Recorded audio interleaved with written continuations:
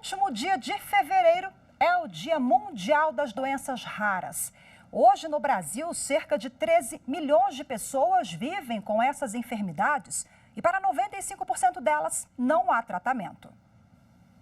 Do outro lado da videochamada, ajustando a câmera, Andréia já me falava da adaptação para se enquadrar numa vida cheia de restrições. Sou uma paciente imunossuprimida, eu tenho várias questões, para ir para um lugar onde às vezes a questão viral é uma questão importante, enfim. E aí você deixa de ter uma vida comum, vamos dizer assim, Antes do diagnóstico, muita investigação e medo do desconhecido, pois nem o médico conhecia bem a doença antes de lidar com o caso dela.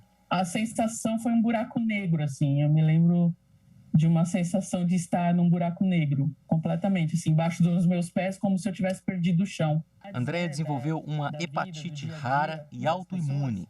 O organismo passou a rejeitar o próprio fígado e atacá-lo como se fosse um estranho.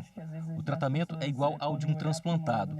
E se para ela a vida é uma escola, o aprendizado foi ajudar outros pacientes criando uma plataforma digital sobre doenças raras no Brasil. Além de a conexão para as pessoas, para os portadores com doenças raras, que é primordial, como eu disse, mas trazer também o impacto para todo o segmento. Então, para o ecossistema de doenças raras, levar, por exemplo, para o poder público, dados que eu posso saber onde tem tais doenças, quais as especificidades dessas doenças e o que a gente precisa fazer para melhorar a qualidade de vida dessas pessoas. A doença é considerada rara quando atinge até 65 pessoas num grupo de 100 mil indivíduos. 7 mil patologias estão nessa classificação e no Brasil a mais comum é também uma que ataca o fígado, a fibrose cística.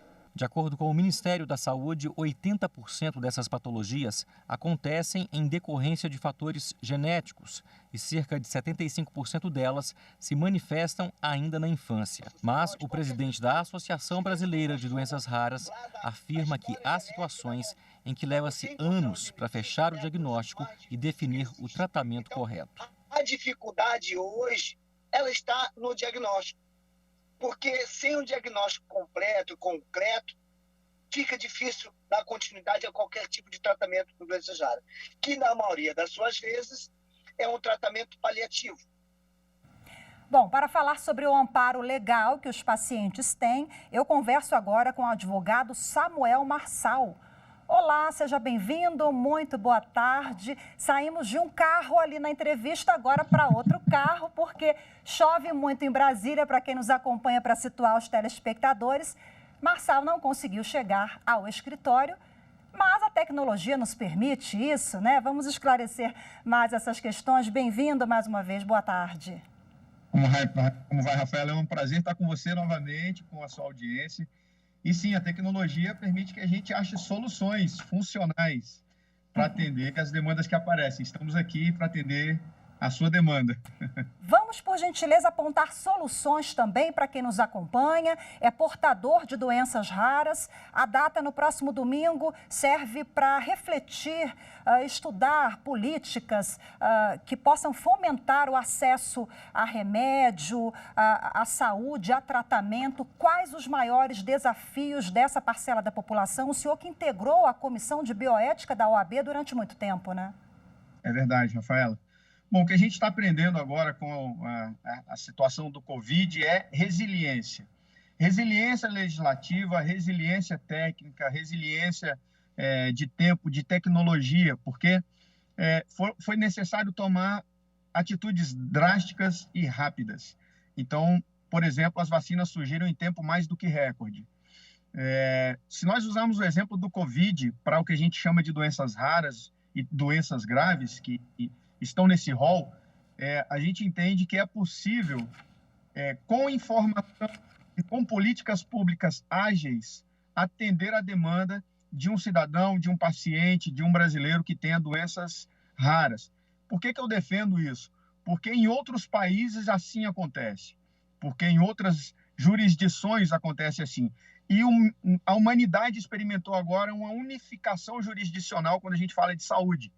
Vacinas atendendo um público muito grande, em países totalmente diferentes, com realidades totalmente diferentes, mas regularizadas para isso. Então, num primeiro momento do que nós estamos falando: resiliência, informação e políticas ágeis. Vamos para a informação. O senhor me dizia agora, antes da gente começar a entrar no ar, que o INSS ele traz um rol ali dessas doenças que são consideradas doenças graves. Se a doença não está especificada ali, a gente sabe que a medicina ela avança. Quando a gente fala de medicina, não é uma matemática exata, pode não ser. Qual a orientação para o cidadão? É que ele saia do requerimento administrativo e passe para esse requerimento em juízo. Muitas doenças que não estão no rol do INSS e muitos protocolos que estão previstos nos protocolos do INSS são muitas vezes atendidos quando a demanda é judicializada. A gente chama de judicialização da saúde. Esse é um caso típico. Chama-se a justiça, aciona a justiça, né, provoca a justiça para que o judiciário chancele, verbalize, regulamente ou não regulamente, mas que reconheça uma situação tal como uma doença grave. Então, ela pode ser reconhecida em juízo, ainda que não tenha o reconhecimento administrativo. Remédios caríssimos também, né? Muitas vezes o paciente precisa recorrer à justiça e isso também é uma medida que é eficaz quando o medicamento não se encontra ali no rol da Anvisa, da Agência Nacional de Vigilância Sanitária, é um exemplo?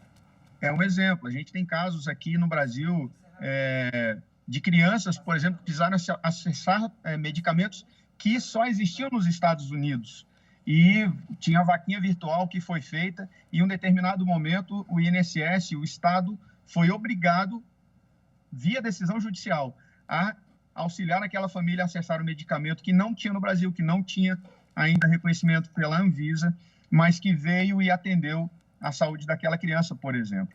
Então, em juízo é possível acessar, inclusive, medicamentos que não estão regulamentados pela Anvisa no Brasil. Marçal, para a gente finalizar com informações, direitos e garantias são desconhecidos por muitos pacientes e quais os principais?